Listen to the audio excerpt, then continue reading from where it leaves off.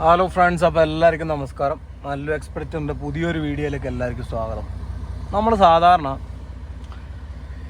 ഹൈവേയിലെ video ഒക്കെ ഇഷ്ടം പോലെ ഇട്ടിട്ടുണ്ട്. അപ്പോൾ ഇന്നിപ്പോൾ നമുക്കൊരു വില്ലേജിലാണ് നമ്മൾ വന്നിട്ടുള്ളത്. നമുക്കിനി വില്ലേജ് റോഡ് എങ്ങനെയാണ്, ജർമ്മനിയിലെ വില്ലേജ് റോഡിൻ്റെ സെറ്റപ്പ് എങ്ങനെയാണ് നമുക്കൊന്ന് നോക്കാം. ഇപ്പോൾ ഒരു പക്ക വില്ലേജിൽ വന്ന് ലോഡ് കയറ്റിയിരിക്കുകയാണ്. നിങ്ങൾക്ക് കാണാൻ പറ്റുന്നുണ്ടാവും. ഈ വില്ലേജിൻ്റെ ഔട്ടറിലാണ് ഫാക്ടറി ഉള്ളത്. അത് കോമഡി എന്താണെന്ന് വെച്ചാൽ റോബോട്ടിക്സിൻ്റെ കൈകൾ ഉണ്ടാക്കുന്ന അതിൻ്റെ സോഫ്റ്റ്വെയർ ഒക്കെ സെറ്റ് ചെയ്യുന്ന ഒരു കമ്പനിയാണ്, SHL എന്ന് പറയും. അവിടെ വന്നിട്ട് നമ്മളിപ്പോൾ ലോഡ് കയറ്റിയിരിക്കുകയാണ്. 2 റോബോട്ടിൻ്റെ കൈയുണ്ട്, പിന്നെ അതിൻ്റെ കുറേ മെഷീനറി സാധനങ്ങളൊക്കെയാണ് നമ്മൾ കയറ്റിയിട്ടുള്ളത്. അപ്പോൾ നമ്മളിനി പോകുന്നത് അടുത്ത ഇതിൻ്റെ ഇൻസ്റ്റാൾമെൻറ്റ് ചെയ്യുന്ന ഒരു ഫാക്ടറിയിലേക്കാണ്. അവിടത്തേക്ക് പോകാം. ഇതാണ് റൗണ്ട് അബൌട്ട് കേട്ടോ. ഇതാണ് റൗണ്ട് അബൌട്ട്. നമ്മുടെ നാട്ടിൽ 4 കൂടിയ ജംഗ്ഷൻ വരുന്നിടത്ത്, ഇവിടെ 4 കൂടിയ ജംഗ്ഷൻ വരുന്നിടത്തൊക്കെ റൗണ്ട് അബൌട്ടാണ് ഉണ്ടാവുക. കണ്ടോ, 4 റോഡായിട്ട് ഈ റോഡ് തിരിഞ്ഞു പോകുന്നത്.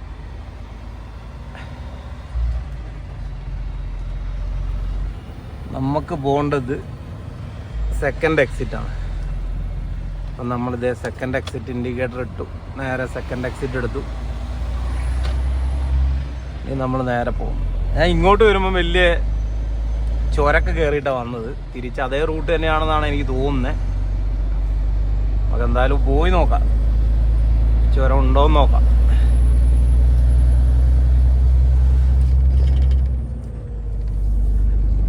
അപ്പം ഈ ഒരു ടൈപ്പിലാണ് നമ്മുടെ ഇവിടുത്തെ റോഡുകൾ, വില്ലേജുകളിലേക്കുള്ള റോഡുകളൊക്കെ. അത്യാവശ്യം കുഴപ്പമില്ല. എന്നാൽ ഭയങ്കര വീതി ഉണ്ടെന്ന് ചോദിച്ചാൽ ഇല്ല. നമ്മളെ നാട്ടിലേക്ക് നാട്ടിൻപുറത്തിലെ മെക്കാഡോട്ട് ഇറങ്ങിയ പോലെ തന്നെ എഡ്ജൊക്കെ ഇറങ്ങിക്കഴിഞ്ഞാൽ ഗുദാഹുവ. ശ്രദ്ധിച്ച് ഓടിച്ച് പോകണം, അത്രേ വീതി ഉണ്ടാവുള്ളൂ. പക്ഷെ നല്ല രസമാണ് ഇങ്ങനെ ഓടിക്കാൻ. കാരണം വില്ലേജ് ബ്യൂട്ടിഫുൾ ആയിട്ടുള്ള വ്യൂസാണ് നമുക്ക് ഈ വില്ലേജിലേക്കൊക്കെ വരുമ്പം കിട്ടുന്നത്. കാണുന്നുണ്ടാവുമെന്ന് പ്രതീക്ഷിക്കുന്നു. ഇതിപ്പം വില്ലേജ് ടു വില്ലേജ് പോകുന്ന ബസ്സാണ് വരുന്നത്. നമ്മളെപ്പോഴും ചെയ്യാറുണ്ട് ഹൈവേന്ന് ഓടിക്കുന്ന വീഡിയോസ്. ഈ വില്ലേജ് കൂടി ഓടിക്കുന്ന വീഡിയോസ് ചാനലിൽ ഭയങ്കര കുറവാണ്. കുറവാന്ന് പറഞ്ഞാൽ തീരെ ഇല്ല എന്ന് തന്നെ പറയാം. അപ്പം അതുകൊണ്ട് നമ്മൾ ഇന്നത്തെ ദിവസം നമ്മൾ എന്ത് ചെയ്യുക, ഒരു വില്ലേജ് ട്രിപ്പിൻ്റെ രീതിയിലുള്ള വീഡിയോ ഉണ്ടാക്കാൻ പോവുകയാണ്. ശരിക്കും നമുക്ക് ഇവിടെയൊക്കെ 60 ആണ് സ്പീഡ്. 60 മാത്രമേ നമ്മൾ ഓടിക്കാൻ പാടുള്ളൂ നമ്മുടെ വണ്ടി.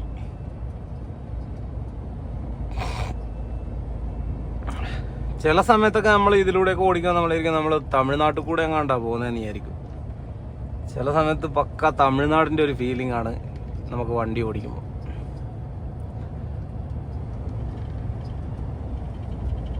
വീഡിയോ സെറ്റാണെന്ന് പ്രതീക്ഷിക്കുന്നു. ഈ തലയിൽ വെച്ചെടുക്കുന്നതുകൊണ്ട് വീഡിയോ എങ്ങനെയാണ് റെക്കോർഡാകുന്നതെന്ന് ഒരു പിടുത്തമില്ല.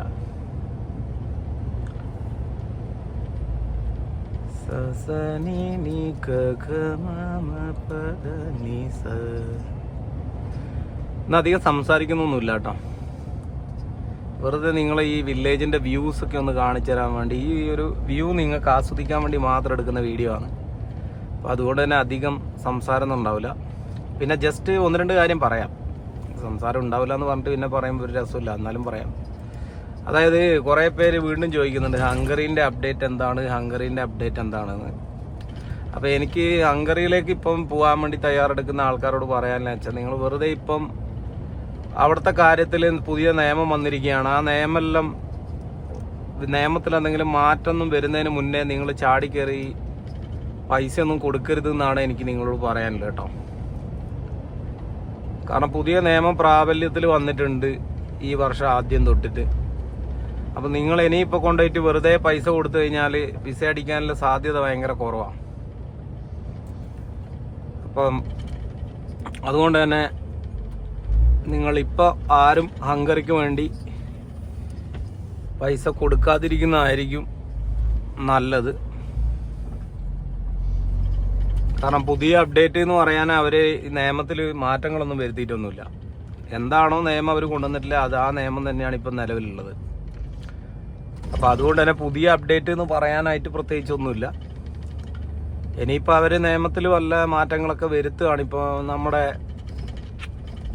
ഇന്ത്യ എന്ന് പറയുന്ന രാജ്യത്തിൻ്റെ വിദേശകാര്യ വകുപ്പ് ഈ കാര്യത്തിൽ ഇടപെട്ട് ഇന്ത്യയിൽ നിന്നുള്ള ആൾക്കാർക്ക് വിസ കൊടുക്കണം എന്നുള്ള രീതിയിൽ എന്തെങ്കിലും ഒരു ധാരണയോ എന്തെങ്കിലും ഒരു എഗ്രിമെൻറ്റും കാര്യങ്ങളൊക്കെ അവരുമായിട്ട് ഹംഗറിയായിട്ട് ഉണ്ടാക്കുവാണെങ്കിൽ ചിലപ്പം വീണ്ടും റീ ഓപ്പൺ ആവും. അല്ലാത്തൊരു പക്ഷം നിലവിൽ ഒരു സാധ്യതയും ഇല്ല. ഓക്കെ, നമ്മളിപ്പോൾ ഒരു വില്ലേജിൻ്റെ അകത്തുകൂടിയാണ് പോകുന്നത്. 50 കിലോമീറ്ററാണ് ഇവിടുത്തെ ലിമിറ്റ്. പക്ഷേ നമ്മളെപ്പോഴും 30ൻ്റെ അടുപ്പിച്ചിട്ട് ഓടിയാൽ മതി കേട്ടോ. അതാണ് നമുക്ക് സേഫ്.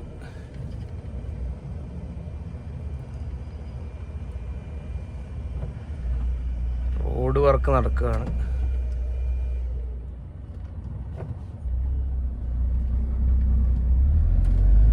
റോഡ് വർക്ക് നടന്നുകൊണ്ടിരിക്കുക. റോഡ് വർക്ക് നടക്കുകയാണ് ഇവിടെ. റോഡ് വർക്ക് നടക്കുകയാണ്.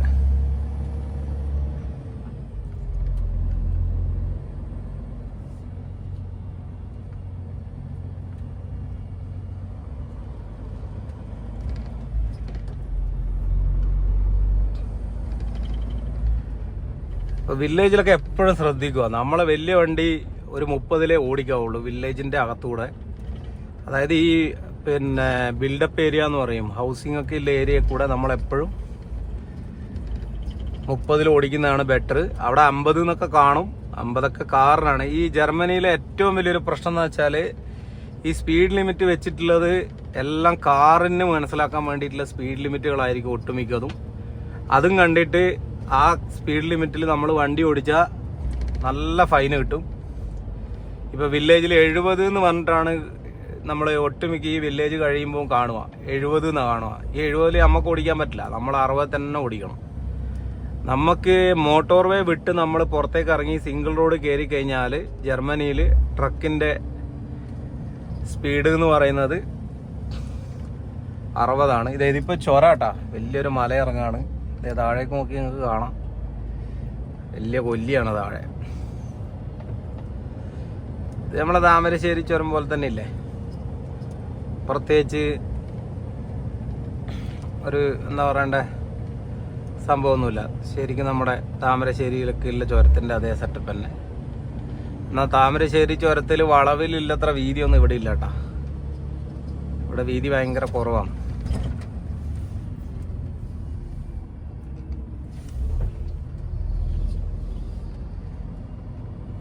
നമ്മളെത്ര ഒതുക്കിയെടുത്താലും നമ്മളെ വാലപ്പുറത്തേക്ക് കയറും. താമരശ്ശേരിയിലൊക്കെ വളവിലൊക്കെ അത്യാവശ്യം നല്ല രീതിയുണ്ട്. ഇത് ജർമ്മനിയിലെ താമരശ്ശേരി ചുരം. എഡ്ജൊന്നും ഇല്ല കേട്ടാ, തീരെ ഇല്ല എഡ്ജൊന്നും. ഭയങ്കര ക്ലോസ്ഡ് ആണ്. പക്ഷെ വേറൊരു സുഖം എന്നാ പറയുക, ഇതിപ്പോ ഏകദേശം ഒരു 10-18 ടണ്ണ് ലോഡുണ്ട്. പക്ഷെ നമുക്ക് ഇവിടത്തെ വണ്ടിയിൽ ഈ 10-18 ടണ്ണൊന്നും നമുക്കൊന്നും ഫീൽ ചെയ്യില്ല. ഒന്നാമത് റിട്ടാർഡർ, ഇതാണ് റിട്ടാർഡർ. ഈ റിട്ടാർഡർ ഇട്ട് ഓടിച്ചു കഴിഞ്ഞാൽ നമുക്ക് അത്രക്ക് അങ്ങോട്ട് ഫീൽ ചെയ്യില്ല. ഇത്രയും ലോഡും കൊണ്ട് ആ വണ്ടി ഇറക്കുന്നതെന്ന്. ജസ്റ്റ് ഇത് നമ്മൾക്ക് ആവശ്യം തോന്നുമ്പോൾ ഓരോ റിട്ടാർഡർ അങ്ങോട്ട് തട്ടിക്കൊടുത്താൽ മതി. അടുത്ത ഒരു ഹെയർ പിന്ന് വന്നിരിക്കുകയാണ്.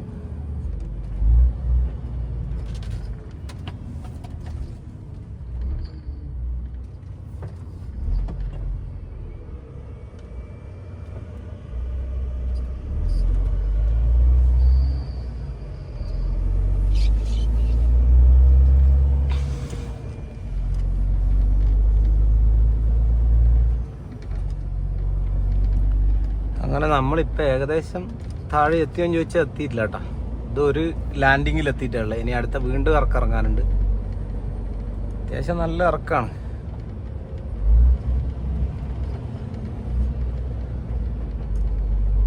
കാറ് തന്നെ മനസ്സിലായി. എൻ്റെ പുറകിൽ വന്നാൽ നാളെ നേരം വെളുത്താലേ പോകാൻ അവിടെ എത്തുള്ളൂ എന്ന് മനസ്സിലായി. അവൻ പറന്നുപോയി.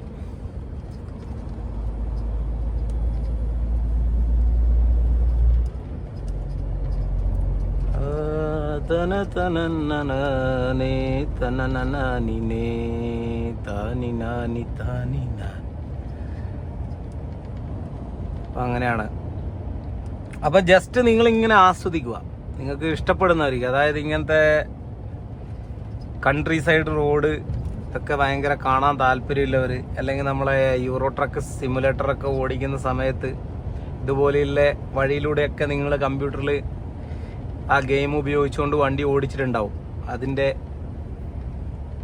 യഥാർത്ഥമായിട്ടുള്ള ഒരു വീഡിയോ ആണ് ഞാനിപ്പം നിങ്ങളിലേക്ക് എത്തിക്കാൻ വേണ്ടി ശ്രമിക്കുന്നത്.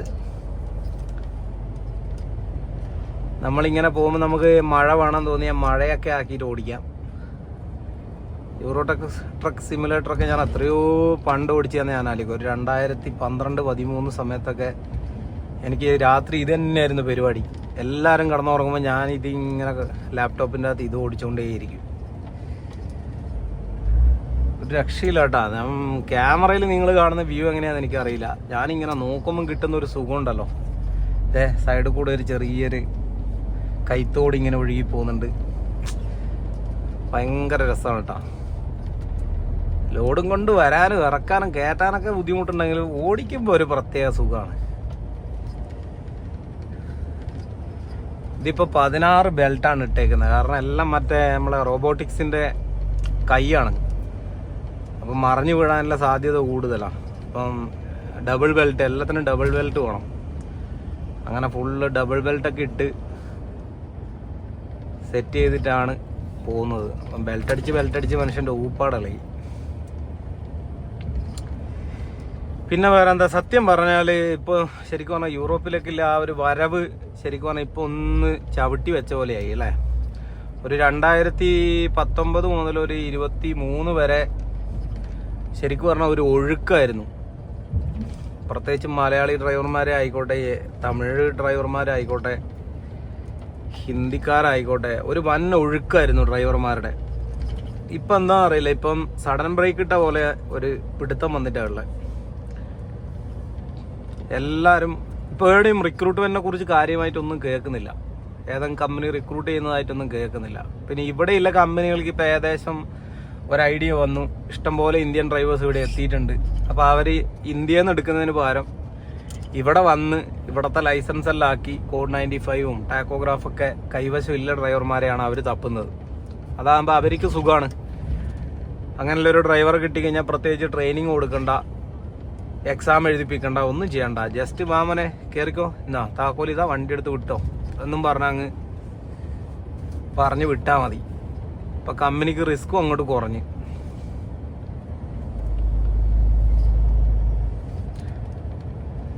മുന്നെയൊക്കെ ഞാൻ നല്ല സ്പീഡ് പോകുമായിരുന്നു കേട്ടോ. ഈ സിംഗിൾ റോഡിലൊക്കെ ഞാൻ 90-ലൊക്കെ പോകാറുണ്ടായിരുന്നു. ഇപ്പം ഞാൻ കുറേ വീഡിയോസും പല ആൾക്കാരുടെ അഭിപ്രായങ്ങളൊക്കെ കേട്ട്, അഥവാ നമ്മൾ അങ്ങനെ ഓവർ സ്പീഡ് പോകുന്ന സമയത്ത് പോലീസ് ഈ വഴിക്ക് വരികയും നമ്മളെ പിടിക്കുകയും ചെയ്തു കഴിഞ്ഞാൽ നമ്മുടെ ലൈസൻസിൻ്റെ അകത്ത് അത് പോയിൻ്റായിട്ട് കയറും. അങ്ങനെ പോയിൻ്റായിട്ട് കയറി കഴിഞ്ഞാൽ പണി പാടും. പിന്നെ നമ്മൾ പോയിട്ട് ട്രെയിനിങ് അറ്റൻഡ് ചെയ്തിട്ടൊക്കെയാണ് വീണ്ടും നമുക്ക് വണ്ടി ഓടിക്കാൻ പറ്റുള്ളൂ. അതുകൊണ്ട് ഞാൻ ഇപ്പോൾ കുറച്ച് ശ്രദ്ധാലുവാണ്. ഇപ്പം മോട്ടോർവേയിൽ മാത്രമേ 90-ൻ്റെ പരിപാടിയുള്ളൂ. മോട്ടോർവേയിൽ നിന്ന് പുറത്തിറങ്ങിക്കഴിഞ്ഞാൽ മാക്സിമം 65-60 ഇതൊക്കെയാണ് നമ്മൾ പിടിക്കുന്ന സ്പീഡ്. നമുക്കും സേഫാണ്. കാരണം ഭയങ്കര നാരോ ആയിട്ടുള്ള റോഡാണ്. പെട്ടെന്നൊരു ചവിട്ടൊക്കെ വേണ്ടി വന്നാൽ, പ്രത്യേകിച്ചും ട്രെയിലറാണ്, ഫ്രണ്ട് ലോഡൊക്കെ ആണെങ്കിൽ ചിലപ്പം ചവിട്ട് വണ്ടി ചിലപ്പം എല്ലടിക്കാൻ സാധ്യതയുണ്ട്. അതുകൊണ്ട് തന്നെ കുറച്ച് ശ്രദ്ധിച്ചോടിക്കുന്നതാണ് നമ്മുടെ ആരോഗ്യത്തിനും, നമ്മുടെ സാമ്പത്തികമായിട്ടുള്ള ആരോഗ്യത്തിനും, ശാരീരികമായിട്ടുള്ള ആരോഗ്യത്തിനും, നമുക്കിവിടെയുള്ള ജോലിയുടെ സുരക്ഷയ്ക്കും എല്ലാത്തിനും ബെറ്റർ നമ്മൾ വളരെ ശ്രദ്ധിച്ച് വണ്ടി ഓടിക്കുന്നതാണ്. ഇത് അടുത്തൊരു വലിയ ഗ്രാമം. ഒരു ഗ്രാമം കഴിഞ്ഞ് കുറേ ഇങ്ങനെ കാട്ടിൻ്റെ സൈഡിൽ കൂടെയൊക്കെ ഓടി ഇത് അടുത്ത ഗ്രാമത്തിലേക്ക് എത്താറായി. ഇനി ഈ ഗ്രാമത്തിൽ കയറി കുറച്ച് ഓടി കഴിയുമ്പം വീണ്ടും ഇതുപോലെ വിജനമായ കുറേ പാതകളുണ്ടാവും. അതൊക്കെ താണ്ടി താണ്ടി താണ്ടി താണ്ടി നമുക്ക് പോകണം. ആകെ അത്രയേ ഉള്ളൂ. ലോഡ് കയറ്റിയെടുക്കുന്ന 10-60 കിലോമീറ്ററേ നമുക്ക് പോകാനുള്ളൂ. ആഹാ, എന്താ രസം നോക്കിയേ, ആ ഗ്രാമത്തിൻ്റെ ഒക്കെ ഒരു സ്റ്റൈല് നോക്കിയേ. ഇവിടുത്തെ വീടുകളെ പ്രത്യേകത ഉണ്ടോ, കോൺക്രീറ്റ് കെട്ടിടങ്ങളില്ല, എളുപ്പത്തിൽ പൊളിക്കാവുന്ന ടൈപ്പ്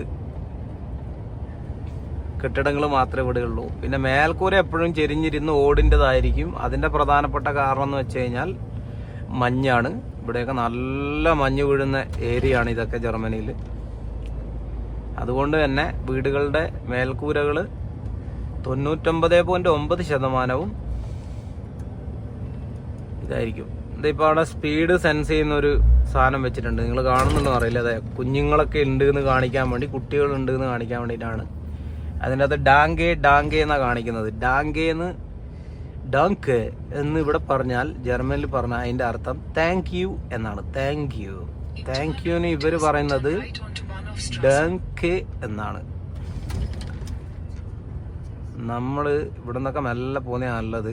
കാരണം പക്കാ വില്ലേജാണ്, സിറ്റി ആയിട്ടൊന്നും ഒരു ടച്ചും ഇല്ലാത്ത സ്ഥലമാണ്.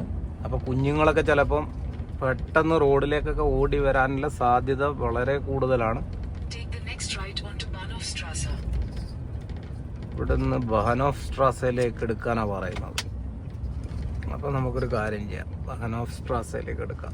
നമ്മളിവിടെ നിർത്തുന്നു, വണ്ടി ഉണ്ടോ എന്ന് നോക്കുന്നു, ആ വണ്ടി ഇങ്ങോട്ട് പോകുന്നു. അപ്പോൾ നമ്മൾ നല്ല വണ്ടി എടുക്കുന്നു.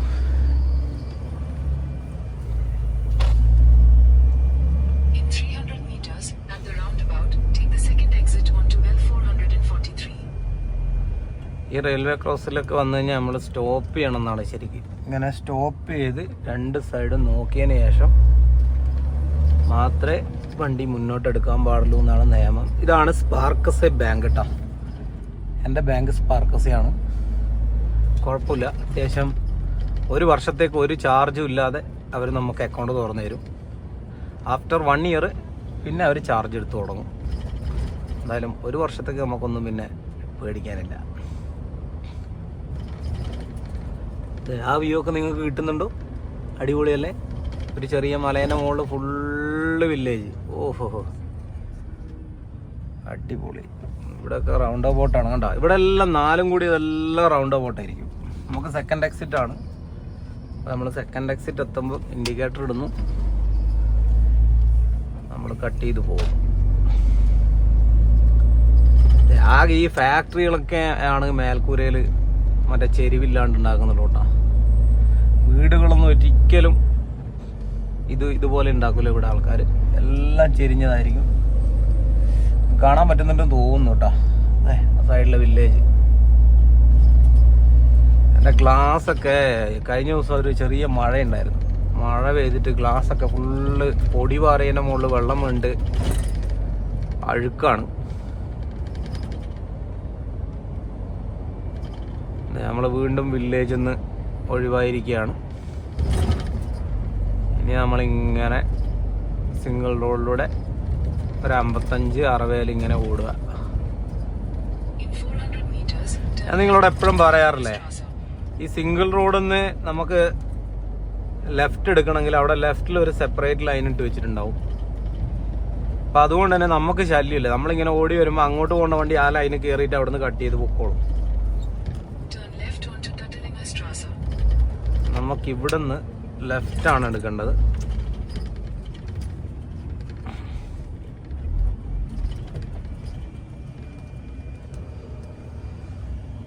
അവിടെ നിന്ന് കാറുണ്ട്, ഇവിടുന്ന് കാറില്ല. അപ്പോൾ നമ്മൾ ഒട്ടിച്ചെടുക്കും.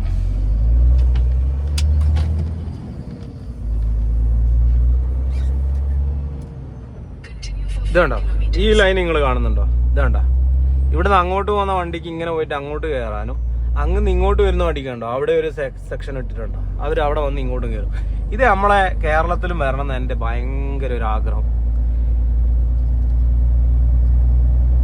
ഒരുപാട് ആക്സിഡന്റ് ഒഴിവാക്കാൻ ആ ഒരു സെൻട്രലില്ല ആ 2 ലൈന്, ഇങ്ങോട്ട് പോകുന്നവർക്ക് ഒരു ലൈനും അങ്ങ് ഇങ്ങോട്ട് പോകുന്നവർക്ക് ഒരു ലൈനും.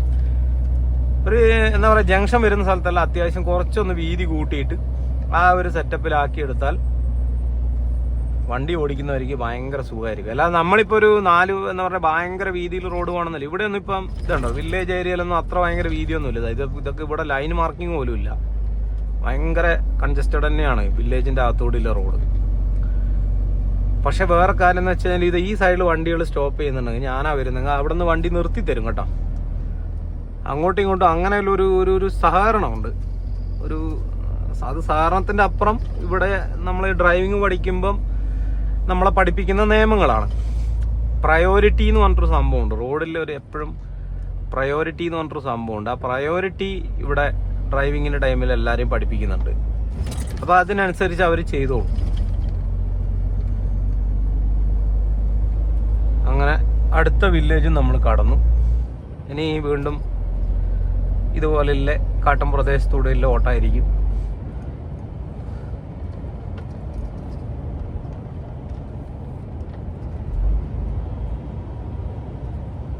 നമുക്ക് 60-ൽ പോയാൽ മതി. നമ്മൾ തിരക്കൊന്നും പിടിക്കണ്ട. നമ്മളിങ്ങനെ പുറം കാഴ്ചകളൊക്കെ ആസ്വദിച്ച് ഇങ്ങനെ വണ്ടി ഓടിക്കുക. പിന്നെ പ്രത്യേകിച്ച് നമ്മൾ ഈ ട്രക്കിൽ ഇങ്ങനത്തെ വഴിയിലൂടെ പോകുമ്പോൾ ഒരു സുഖം എന്ന് അറിയുമോ, നമ്മൾ ഭയങ്കര ഒരു കമാൻഡിങ് പൊസിഷനിലാണ്. ഭയങ്കര ഹൈറ്റിലിരിക്കുന്നതുകൊണ്ട് നമുക്ക് ആ വ്യൂ ഒരു ഭയങ്കര രസമായിരിക്കും. നമ്മൾ കാറിൽ പോകുമ്പോൾ കിട്ടുന്നതിനെക്കാളും അടിപൊളിയായിട്ടുള്ളൊരു വ്യൂ ആയിരിക്കും. നമ്മളൊരു സിനിമാ തിയേറ്ററിൽ മറ്റേ ബാൽക്കണിയിൽ ഇരുന്നിട്ട് നമ്മൾ സിനിമ കാണുമ്പോൾ ഒരു ഫീലിംഗ് ഇല്ലേ, ആ ഒരു ഫീലിംഗ് ആണ് നമ്മൾ ട്രക്ക് ഓടിക്കുമ്പോൾ നമ്മൾ ട്രക്കിലൂടെ പുറത്തുള്ള കാഴ്ചകൾ കാണുന്നതെന്ന് പറയുന്നത്. ശരിക്കും പറഞ്ഞാൽ ഒരു ബാൽക്കണി ഇല്ല തിയേറ്ററിൽ, നല്ല അടിപൊളി ഒരു ബാൽക്കണി ഇല്ല തിയേറ്ററിൽ പോയിട്ട് ബാൽക്കണിയിൽ ഇരുന്ന് സിനിമ കാണുന്നതിൻ്റെ ഒരു സുഖം, ആ ഒരു സുഖമാണ് നമ്മൾ ട്രക്കിൽ ഇങ്ങനെ യാത്ര ചെയ്യുമ്പോൾ സീനറി കാണുമ്പോൾ കിട്ടുന്ന ഒരു സുഖം എന്ന് പറയുന്നത്. എൻ്റെ പിന്നെ നാവിഗേഷൻ്റെ അകത്ത് കറക്റ്റായിട്ട് കാണിക്കുന്നുണ്ട് ഈ റോഡിൽ ഞാൻ അത്രയല്ല പോകണ്ടേ. 60 നല്ല കൃത്യമായിട്ട് എഴുതി വെച്ചിട്ടുണ്ട്. പിന്നെ നമുക്ക് കുറച്ചൊന്ന് സ്പീഡ് കൂട്ടാന്ന് വിചാരിച്ചു കഴിഞ്ഞാൽ നല്ല പ്രശ്നം എന്ന് വെച്ചാൽ ഈ പുറകിൽ വരുന്ന കാർ ഏതെങ്കിലും പോലീസിൻ്റെ കാറാണെങ്കിൽ അവർ പുറകിൽ നിന്ന് നമ്മളെ സ്പീഡ് മനസ്സിലാക്കും. പിന്നെ അവർ നമ്മളെ പിടിച്ച് ഫൈൻ അടിച്ചു തരും. ആവശ്യത്തിനെല്ലാം നമുക്ക് തരും. സന്തോഷമായി ഗോപിയേട്ട എന്നും പറഞ്ഞ് പിന്നെ നമുക്കത് സ്വീകരിച്ച് അങ്ങോട്ട് പോവാം. പഴയ പോലെ ഇപ്പോൾ വീഡിയോ ഒന്നും ഇടാറില്ല. ഒന്നാമത്തെ കാരണം ഞാൻ നിങ്ങളോട് പറഞ്ഞില്ലേ, തുരുതുരാ ലോഡിങ്ങും അൺലോഡിങ്ങുമാണ്.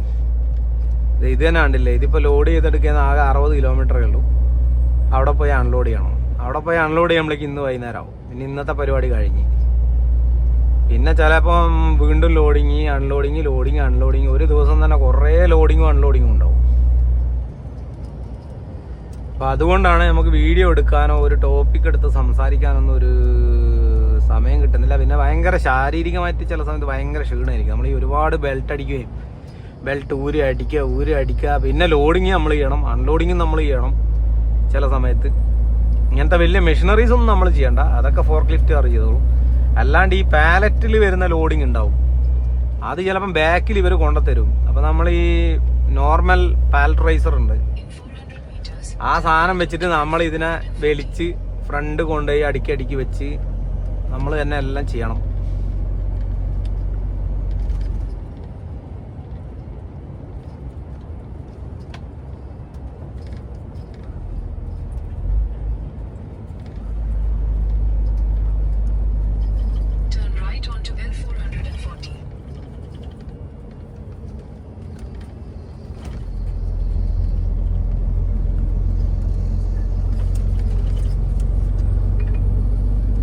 ഒരു വളവാണ്.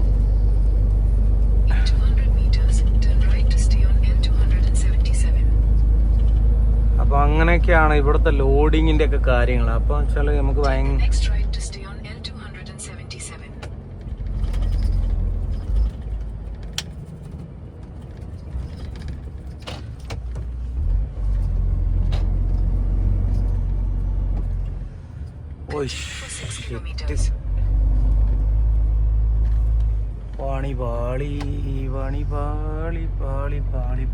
പാളി.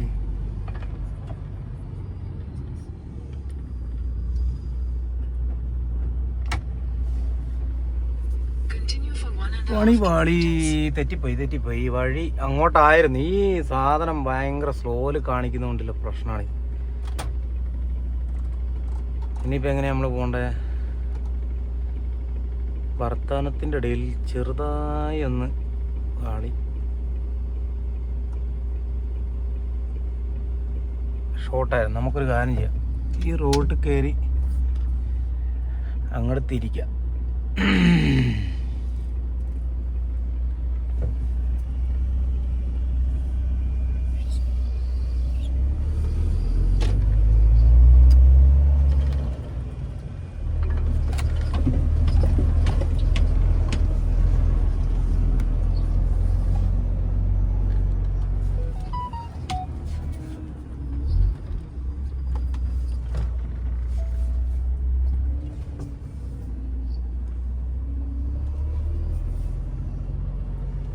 ബസ്സൊക്കെ പുറകിൽ വന്നിട്ട് ചവിട്ടി നിർത്തിയിരിക്കുകയാണ്.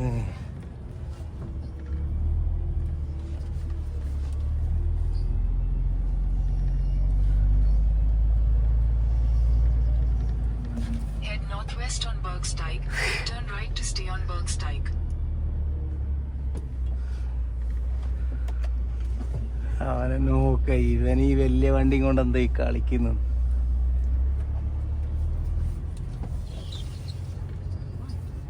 ദൈവമേ, മൂക്കൂത്തിരിക്കുകയാണല്ലോ.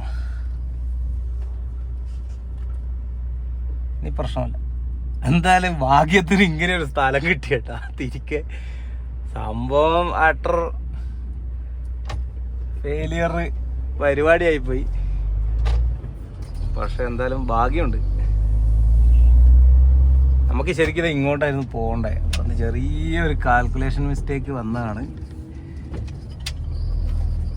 ഇതൊക്കെ ഏത് റോഡാണോ ദൈവമേ, വണ്ടിയൊക്കെ പോകുന്ന റോഡാണോ എന്തോ. കുഞ്ഞു റോഡ് കൂടിയൊക്കെയാണ് വണ്ടീനെ കയറ്റി കൊണ്ടുപോകുന്നത്. എന്തായാലും കണ്ടില്ലേ, ഇതൊക്കെയാണ് ഇവിടുത്തെ അനുഭവം കേട്ടാ. ഇതൊക്കെ നിങ്ങൾക്ക് ലൈവായിട്ട് കാണാൻ പറ്റുന്നുണ്ടല്ലോ. You are lucky people, you are lucky my boys and girls. ഇത് ഭയങ്കര നേരം കേട്ടോ റോഡ്. പക്ക നമ്മളിതാണ്ടോ, നിങ്ങളെ കണ്ണാടിയിൽ നോക്കി മനസ്സിലാവും. ഇതാ ആ സൈഡിലും ഒന്നും വര കാണാനില്ല, ഈ സൈഡിലും ഒന്നും വര കാണാനില്ല. കറക്റ്റ് നമ്മളെ വണ്ടിക്ക് വരച്ചിട്ട പോലത്തെ റോഡാണ്. നിങ്ങൾക്ക് കാണാം സൈഡിൽ ടയർ പോയ കറ കാണാം. ഇഷ്ടം പോലെ വണ്ടികൾ എച്ചിറക്കി പോയത്. നമ്മൾ തൽക്കാലം എച്ചിറക്കാനൊന്നും ഉദ്ദേശിക്കുന്നില്ല. ഇതിപ്പോൾ എന്താവും എങ്ങനെയാവും എന്നൊക്കെ നമുക്ക് ഓടിച്ചെല്ലും പറയാം. എന്തായാലും ട്രക്കിന്റെ നാവിഗേഷൻ എന്തായാലും ചതിക്കൂല എന്ന് പ്രതീക്ഷിക്കുന്നു. കാരണം എല്ലാം നമ്മൾ ട്രക്കിന്റെ നീളത്തിനൊക്കെ കുറച്ചും കൂടി കൂട്ടിയിട്ടാണ് എല്ലാം ഇട്ടിട്ടുള്ളത്. അതുകൊണ്ട് ഇത്രയും വലിയ വണ്ടി പോകുന്ന വഴിയേ കാണിക്കുള്ളൂ. സംഭവം റോഡൊക്കെ ചെറുതാണെങ്കിലും നമ്മളെ ട്രക്കൊക്കെ പോവായിരിക്കും. അപ്പൊ എന്തായാലും ഇതുപോലെയൊക്കെയാണ് നമ്മുടെ ജർമ്മനിയിലെ നാട്ടുംപുറത്തിന്റെ റോഡുകളിലൂടെ സഞ്ചരിക്കുമ്പോൾ ഉണ്ടാകാൻ പറ്റുന്ന പ്രശ്നം. അവിടെ ഇപ്പം ഞാൻ രക്ഷപ്പെട്ടത് എന്താണെന്ന് വെച്ചാൽ, അവിടെ അത്യാവശ്യം ഒന്ന് ചവിട്ടി പിടിച്ചിട്ടാണെങ്കിലും നമ്മളെ വണ്ടീനെ ഒന്ന് കുത്തി കയറ്റി തിരിച്ചെടുക്കാനുള്ള ഒരു സ്ഥലം അവിടെ ഉണ്ടായിരുന്നു കേട്ടോ. സംഭവം ഒരു ഇച്ചിരി പ്രശ്നമാണെങ്കിലും കുഴപ്പമില്ലാണ്ട് തിരിച്ചെടുക്കാൻ പറ്റുന്നൊരു സ്ഥലം കിട്ടിയോണ്ട് രക്ഷപ്പെട്ട കേട്ടോ. അല്ലെ പിന്നെ മുന്നോട്ട് പോയി എവിടെയാണോ നമ്മൾ ഈ വണ്ടി തിരിക്കാൻ പറ്റുന്ന സ്ഥലം അവിടം വരെ പോയി നമ്മളിട്ട് വട്ടം കറക്കി തിരിച്ചു കൊണ്ടുവരേണ്ടി വന്നേനെ. പക്ഷേ എനിക്ക് നല്ല ലക്ക് ഉള്ളത് കൊണ്ട് വഴി തെറ്റിയപ്പോൾ തന്നെ നമുക്ക് വണ്ടി തിരിക്കാനുള്ള സ്ഥലം കിട്ടി. നമ്മൾ വണ്ടി തിരിച്ചു. വീണ്ടും നമ്മൾ സിംഗിൾ റോഡ് കൂടെ ഓടുകയാണ്. ഇനി ഇത് എവിടെ എത്തുമോ എന്തെത്തുമോ ഒന്നും അറിയില്ല. കാട്ടുകൂടെയാണ് ഓട്ടം മൊത്തം കേട്ടാ. ഇവിടെ ഒന്നും ഒരു തേങ്ങയുമില്ല, ഫുള്ള് കാട് മാത്രമേ ഉള്ളൂ. ഇതിപ്പം അങ്ങനെ അങ്ങോട്ട് പോട്ടെ. എന്നാ പിന്നെ ഓക്കെ ബ്രൂസ്, ഞാൻ വെറുതെ നിങ്ങളെ ഈ ഒരു എന്താ പറയണ്ടേ, ഇങ്ങനെ ഒരു ഓട്ടം ഓടുമ്പം നിങ്ങളെ ഒന്ന് മഴ പെയ്യുന്നുണ്ട് കേട്ടോ. അപ്പൊ കട്ട് ചെയ്യണ്ട, നമുക്കൊരു മഴയത്തും കൂടി ഓടാം. ഞാൻ നേരത്തെ പറഞ്ഞില്ലേ, നമ്മളെ സിമുലേറ്ററിൻ്റെ അകത്ത് നമ്മൾ ഈ വില്ലേജ് റോഡിൽ കൂടെ ഓടുമ്പോൾ മഴയൊക്കെ പെയ്തുകൊണ്ട് ഓടിക്കാൻ നല്ല രസമാണ് എന്ന് പറഞ്ഞില്ലേ. അപ്പൊ ഇതേ ശരിക്കും ഒരു ചെറിയ മഴ പെയ്തുകൊണ്ടിരിക്കുകയാണ്. അപ്പൊ നമുക്ക് മഴയത്തോടാം. എന്തേ കുറച്ച് സമയം നമുക്ക് മഴയും കണ്ടുകൊണ്ട് ഓടാം. ഇതൊക്കെ റെക്കോർഡാകുന്നുണ്ടെന്നുള്ള വിശ്വാസത്തിലാണ് ഞാൻ ഇതെല്ലാം ചെയ്യുന്നത് കേട്ടോ. കാരണം എനിക്ക് കാണാനൊന്നും പറ്റുന്നില്ല റെക്കോർഡിങ് എങ്ങനെയാണ്, ക്ലിയർ ഉണ്ടോ, റെക്കോർഡിങ് ആണോ എന്ന് പോലും എനിക്കറിയില്ല. കാരണം സംഭവം തലേനെ മേലെ ആയതുകൊണ്ട് എനിക്കൊന്നും കാണാനൊന്നും പറ്റുന്നില്ല. ഞാൻ ജസ്റ്റ് റെക്കോർഡ് ആകുന്നുണ്ടെന്നുള്ള വിശ്വാസത്തിൽ നിങ്ങളോട് ഇങ്ങനെ പറയാം. ഇതിപ്പോൾ ഒരു മഴ എന്നും പറയാൻ പറ്റില്ല, മഞ്ഞെന്നും പറയാൻ പറ്റില്ല. കാരണം ചെറുതായിട്ടൊരു തിക്നെസ് ഉണ്ട് വീഴുന്ന വെള്ളത്തുള്ളികൾക്ക്. സോ മേ ബി ചിലപ്പം മഞ്ഞ് പോലെ ആവാനും സാധ്യതയുണ്ട്.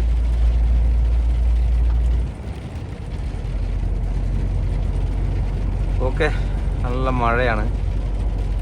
നല്ല മഴ എന്ന് പറഞ്ഞാൽ ഭയങ്കര മഴയല്ല, ഒരു രസമില്ല മഴ, ഒരു ചെറിയ ചാറ്റൽ മഴ. അതിങ്ങനെ ഗ്ലാസ്സിൽ വന്ന് ഇങ്ങനെ വീഴുമ്പോൾ സൗണ്ട് കേൾക്കാൻ തന്നെ ഒരു രസം. നിങ്ങൾ ആ റോഡ് നോക്കിയേ, എത്ര ലോങ്ങിൽ നമുക്ക് ആ വളഞ്ഞു പോകുന്ന റോഡ് കാണാം. നിങ്ങൾക്ക് കാണാൻ പറ്റുന്നുണ്ടോ എനിക്കറിയില്ല, ബട്ട് സ്റ്റിൽ ഓഹോ എന്താ രസം നോക്കിയേ. ഇങ്ങനെ വളഞ്ഞു പോയി അങ്ങനെ ഒരു മല കയറി അങ്ങ് പോവാണ്. അങ്ങനെ ഒരുത്തം വരുന്നുണ്ട്. നമ്മളൊരു ഇഞ്ചോടിഞ്ച് കട്ടിങ് നടത്തേണ്ടി വരും ഈ റോഡിൽ നിന്ന്, കാരണം അത്രേ വീതിയുള്ളൂ. പിന്നെ നമ്മൾ കണ്ണൂരിലെ നാട്ടിൻപുറത്തെ റോഡിൽ കൂടെ ഓടിച്ച നമുക്ക് ബ്ലേഡ് കട്ടിങ്ങിലൊന്നും ഒരു വിഷയമില്ല, കേസ് കെട്ടല്ലല്ലോ. പക്ഷെ എന്ന് വെച്ചാൽ നമ്മൾ അഹങ്കാരത്തിൽ അതും പറഞ്ഞ് ബ്ലേഡ് കട്ടിങ്ങിന് പോയാൽ ചിലപ്പോൾ വണ്ടീൻ്റെ ഗ്ലാസ് ഒന്നും ഉണ്ടാവില്ല. എന്തായാലും നമ്മൾ ബ്ലേഡ് കട്ടിങ് ചെയ്യാൻ പോവാണ്. യെസ്, നമ്മൾ ബ്ലേഡ് കട്ടിങ് ചെയ്തു. ഇപ്പം ഞാൻ എഴുവേലല്ല കേട്ടോ. ഈ റോഡ് കിട്ടിയതിന് ശേഷം ഞാൻ ഇച്ചിരി ആ കാറ് വരുന്ന കാണാൻ തന്നെ ഒരു രസമുണ്ട്. ഒരു മലേനെ കൂടുന്നത് താഴേക്ക് ഇങ്ങനെ ഇറങ്ങി വരുന്നത്.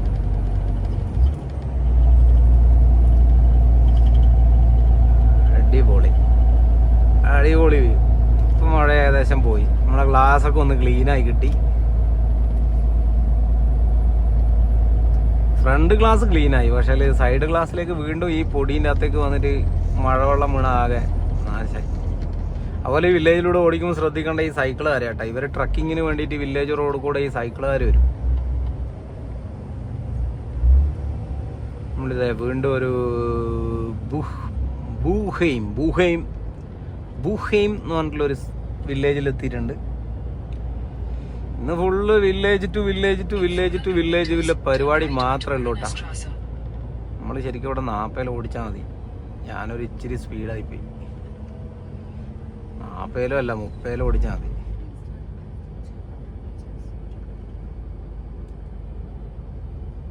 ഇത് എന്തൊക്കെയോ ഇവന്മാർ പറയുന്നത്.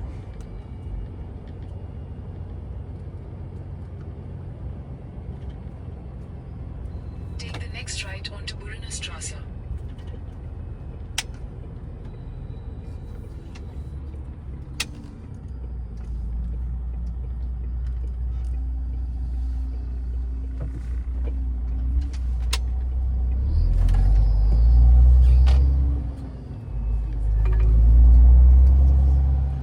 In 200 meters, turn right onto Meskacha Straße. വണ്ടി പോകുന്ന റോഡ് തന്നെയാണോ എൻ്റെ പൊന്നു വണ്ടി കാണിക്കുന്നത്? ഷടാ, അപ്പുറത്തുനിന്ന് എടുത്താൽ മതിയായിരുന്നു. മൊബൈൽ കാണിക്കുന്നതാണ് കുറച്ചും കൂടി നല്ലത്.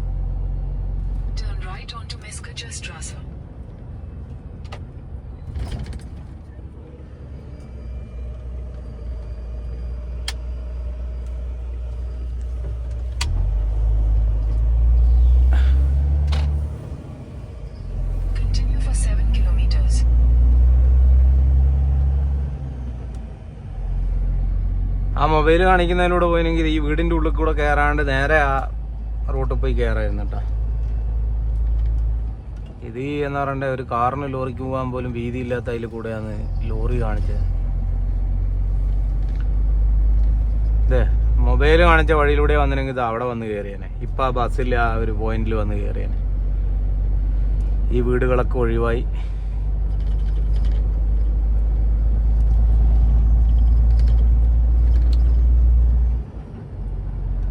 ഇവിടെ വന്ന് കയറായിരുന്നു.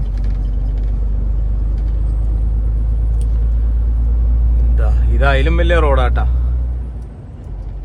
ഇത് സെൻട്രൽ മാർക്കിംഗ് പോലും ഇല്ല. സെൻട്രൽ മാർക്കിംഗ് പോലും ഇല്ലാത്ത റോഡ് കൂടിയാ പോകുന്നത്. സെൻട്രൽ മാർക്കിംഗ് ഉണ്ടെങ്കിൽ നമുക്ക് ഏകദേശം ഒരു എന്താ പറയണ്ടേ, നമ്മളെ തലച്ചോറിന് ഒരു ഐഡിയ ഉണ്ടാവും നമ്മളെ വണ്ടി എവിടെയുള്ളത്. ഇതിപ്പോ ഇനി എന്താ പറയാ, ഒരു ഐഡിയ ഇല്ല. ഇനി അങ്ങനെ വരുന്ന വണ്ടീന്റെ വീതിക്ക് അനുസരിച്ച് നമ്മള് ചവിട്ടി ഒതുക്കി കൊടുക്കേണ്ടി വരും.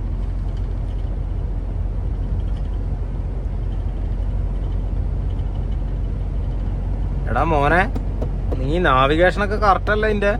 നീ ഏട്ടനെ ചതിക്കുവോ? ഇല്ലല്ലോ, ഏട്ടനെ കറക്റ്റായിട്ട് കൊണ്ടുപോകണം കേട്ടാ. എനിക്ക് വേണ്ട എല്ലാം ഞാൻ കൃത്യമായി ചെയ്യുന്നുണ്ട്. ഫുൾ ടാങ്ക് ഡീസല്,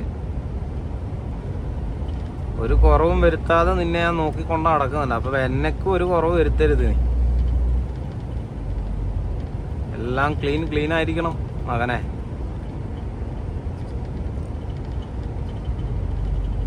ഇതൊക്കെ ട്രക്ക് പോകുന്ന വഴിയാന്ന് നമുക്ക് മനസ്സിലാവോ? എങ്ങനെയാണെന്നറിയോ? ചാല് വീണിട്ടുണ്ടാവും. ഈ റോഡിൽ ഇങ്ങനെ ട്രക്ക് പോയതിന്റെ ചെറിയ ചാലുണ്ടാവും. ആ ചാലുണ്ടെങ്കിൽ അതിന്റെ അർത്ഥം ഇതിലൂടെയൊക്കെ ടിപ്പറൊക്കെ പോകുന്ന റോഡാന്ന് അതിന്റെ അർത്ഥം. ടിപ്പറുകൾ സ്ഥിരമായിട്ട് പോകുമ്പോഴാണ് ഈ അധികം ചാല് വീഴുന്നത്. കാരണം അവര് ഏറ്റവും കൂടുതൽ ഈ നമ്മളെ പോലത്തെ വണ്ടിയൊന്നും അധികമൊന്നും ഈ വഴിക്ക് വരൂല. ഇനി നമ്മൾ ശ്രദ്ധിച്ചു പോയില്ല. പ്രശ്നം എന്ന് വെച്ചാൽ പെട്ടെന്ന് ചവിട്ടണ്ടിയൊക്കെ വന്നാൽ ചിലപ്പോൾ വണ്ടി ട്രാക്ടർ പോകുന്ന പോലെ കണ്ടത്തിൽ കൂടെ പോകേണ്ടി വരും.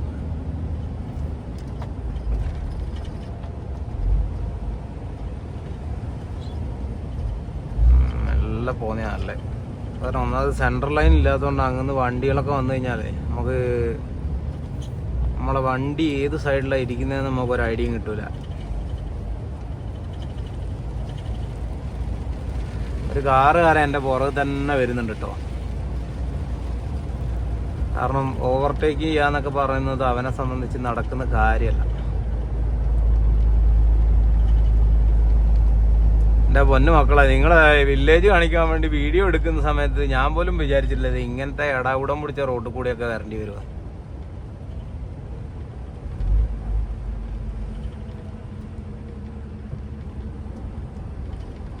ഡാങ്കേ എന്ന് പറഞ്ഞ ആ ബോർഡ് കിട്ടാൻ എന്നോട് എന്തുകൊണ്ടാ വെച്ചാൽ നമ്മൾ നല്ല ഓടിക്കുന്നുണ്ട്.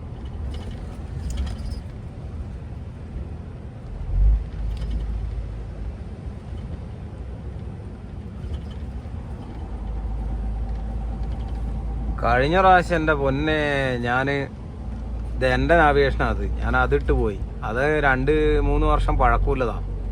അതിൻ്റെ അകത്തൊന്നും അപ്ഡേറ്റ് ഒന്നും ചെയ്തിട്ടില്ല. അപ്ഡേറ്റ് ചെയ്യാത്തതുകൊണ്ട് എന്ത് പറ്റിയെന്നറിയോ? ചില പുതിയ റോഡൊന്നും അതിൻ്റെ അകത്ത് അപ്ഡേറ്റ് ഇല്ലല്ലോ. പുതിയ റോഡ് പുതിയ മാറ്റങ്ങളൊന്നും അതിൻ്റെ അകത്ത് അപ്ഡേഷനായില്ല. അതുകൊണ്ട് എനിക്ക് നല്ല പണി അത് തരും. അതുകൊണ്ട് പിന്നെ ഇപ്പം ഞാനത് ഉപയോഗിക്കാറില്ല. ഞാൻ പകരം നമ്മളെ ട്രക്കിൻ്റെ തന്നെയാണ് ഉപയോഗിക്കുന്നത്. ഇത് മാനിൻ്റെ ട്രക്ക് നാവിഗേഷൻ അത്യാവശ്യം കുഴപ്പമില്ല കേട്ടോ. കറക്റ്റ് വണ്ടി പോകുന്ന വഴിയേ കാണിക്കുള്ളൂ. ചെറിയ വഴിയൊക്കെ ആയിരിക്കും, പക്ഷെ സ്റ്റിൽ നമ്മളെ ഈ വലിപ്പിൽ വണ്ടി കയറിപ്പോവും. അങ്ങനത്തെ റോഡേ കാണിക്കുള്ളൂ, തീരെ ചെറിയ റോഡുകളൊക്കെ ആണെങ്കിൽ.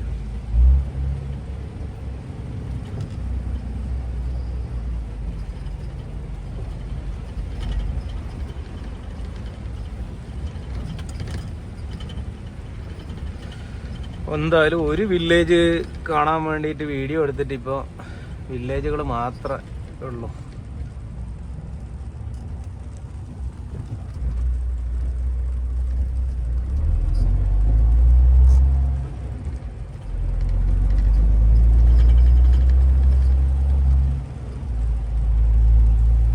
വണ്ടി ഇത് എങ്ങോട്ടാ നീ കൊണ്ടുപോന്നേ? പല വീടിൻ്റെയും മുറ്റത്തേക്കാണോ എന്നെ കൊണ്ടുപോന്നേ? ഇതൊക്കെ തീരെ ചെറുതാണല്ലോ വഴി. എനിക്ക് തൂക്കം പണി തരാൻ പോവാണോ നീ? ചേട്ടനിട്ട് പണിയല്ലേ?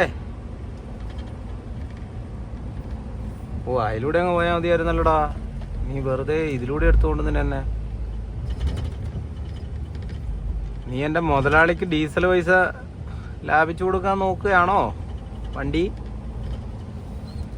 മുതലാളിക്ക് ഡീസൽ പൈസ ലാഭിച്ചു കൊടുത്ത് നിന്റെ സ്വന്തം ചേട്ടനെ നീ കൊണ്ട് പെരുവഴിയിലാക്കരുത്. ആഹാ, എന്താ രസം റോഡ് നോക്കിയേ.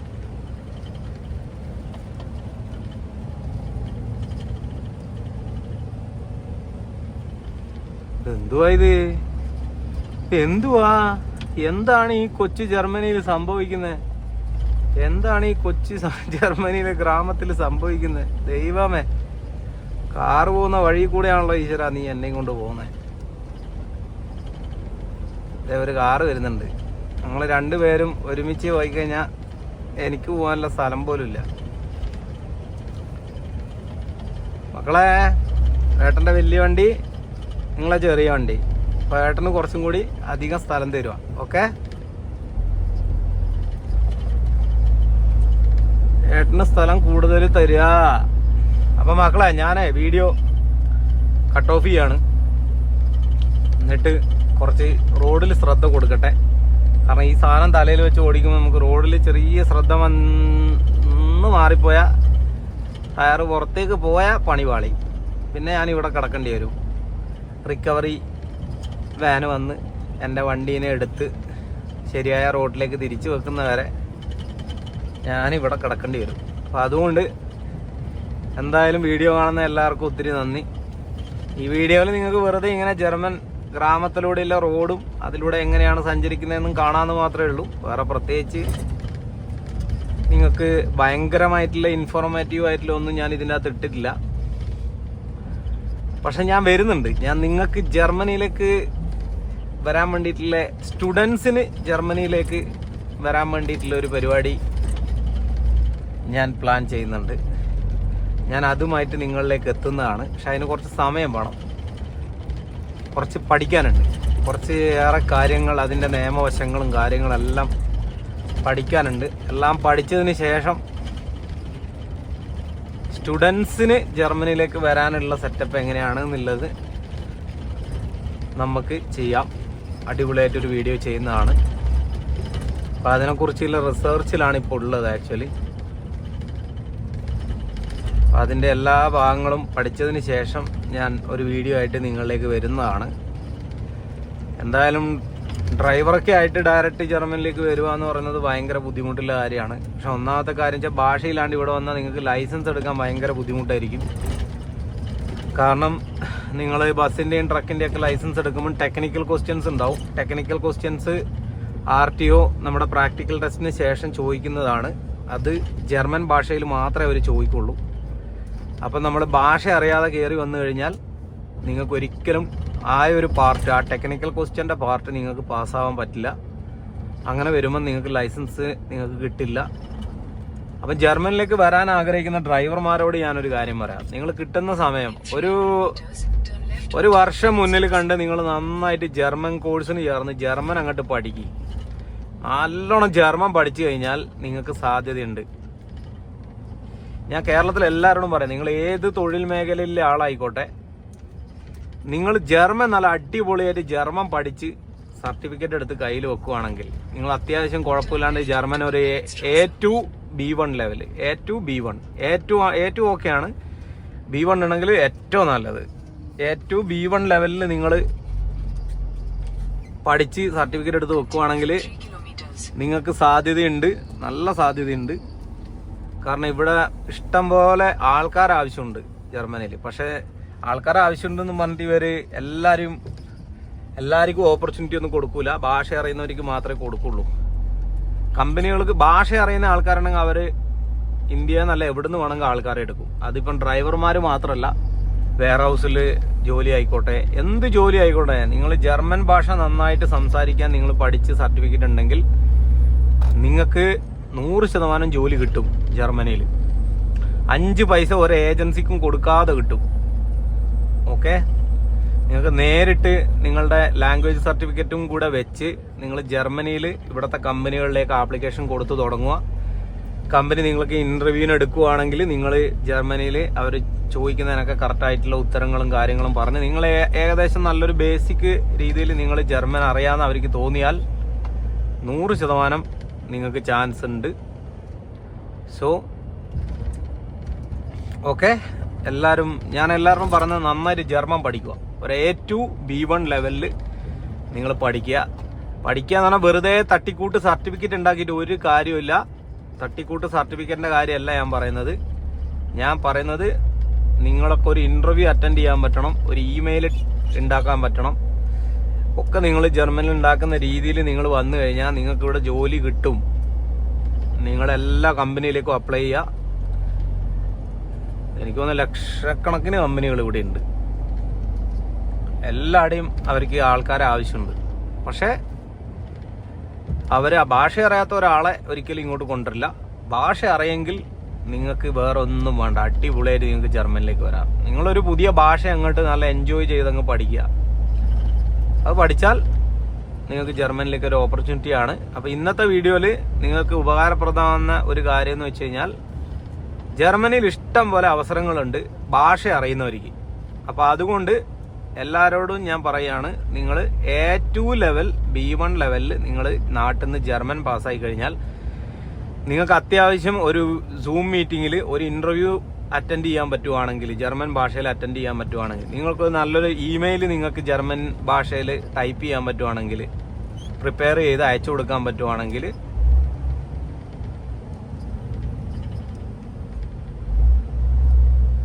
നിങ്ങൾക്ക് ഉറപ്പായിട്ടും ഇവിടെ ജോലി സാധ്യതയുണ്ട്, നല്ലൊരു ഫ്യൂച്ചറും ഉണ്ട്. ഓക്കെ, അപ്പോൾ എല്ലാവരും ഈ വീഡിയോ കണ്ടതിന് ശേഷം താല്പര്യമുള്ളവരൊക്കെ ഏതെങ്കിലും ഒരു നല്ല ഒരു ജർമ്മൻ പഠിപ്പിക്കുന്ന ഇൻസ്റ്റിറ്റ്യൂട്ടിൽ ചേരുക. എന്നിട്ട് A2 B1 ലെവൽ ലാംഗ്വേജ് പഠിക്കുക. ഓക്കെ, അപ്പോൾ ഇന്നത്തെ വീഡിയോ ഇത്രയേ ഉള്ളൂ. Bye bye.